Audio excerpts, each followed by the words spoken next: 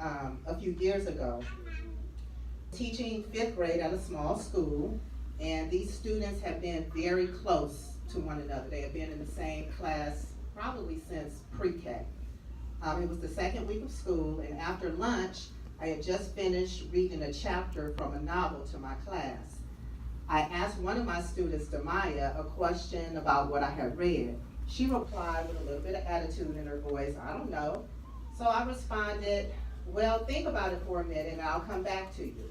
But before I could come back to her, Demaya was raising her hand. She said she felt like she had to throw up.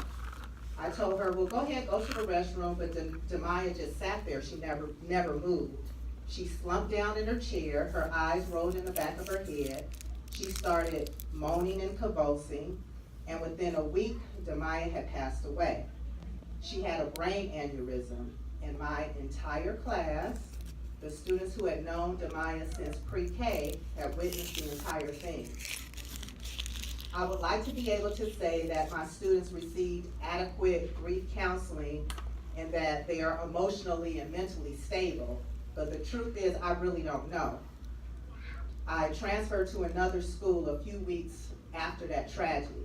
Sometimes I feel like I abandoned those students when they needed me most, and this is only the second time I've actually talked about this publicly. As a mentor teacher, I try to always remind newer teachers to treat their students like they would their own biological child. If your child's behavior suddenly changed, you would want to do everything that you could within your power to find out what was going on with your child. Students deserve that same attention.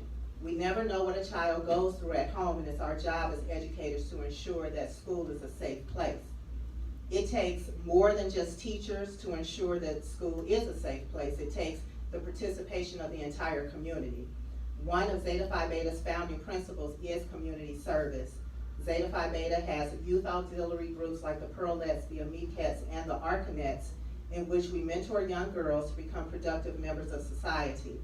In order to ensure that these girls are successful, we must address their emotional needs as well, which may involve partnering with the school, having parent workshops, and empowering young ladies to believe that their past, even if they had a traumatic past, does not dictate their futures.